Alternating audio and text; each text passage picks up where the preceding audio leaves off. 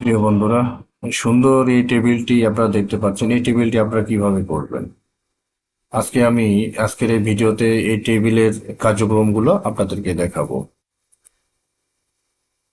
অনেক সময় প্রয়োজন হয়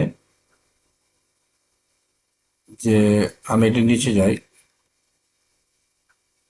নিচে একটা তৈরি করি একটা নতুন টেবিল। আমি একটা নতুন টেবিল নিলাম, নেওয়ার পর অনেক সময় প্রয়োজন হয় যে এখানে কিছু লিখলাম, এখানে কিছু লিখলাম, লেখার পরে নিচের নিচের যে টেবিলটা আছে এটাকে আমি এখানে নিয়ে আসবো। অনেক সময় আমরা কি করি, এটাকে স্প্লিট সেল করি। আমরা এই স্প্লিট সেল করে আমরা এটাকে সরাই নিয়ে যাই, কিন্তু আসলে ওইভাবে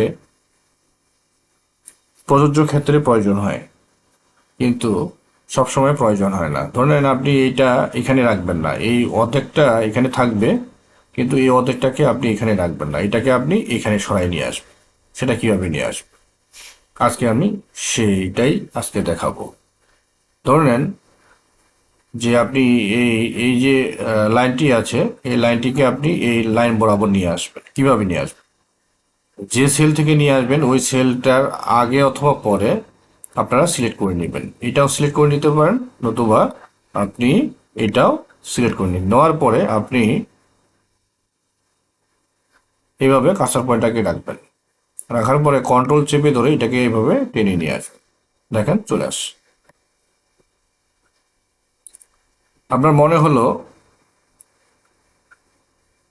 যে আপনার এইটাকে শুধু আপনি এই লাইনটাকে আপনি শুধু এদিকে সরাই নিয়ে আসবেন, তখন কি করবেন, এটা আগে অথবা পরে সেল আপনারা সিলেক্ট করবেন।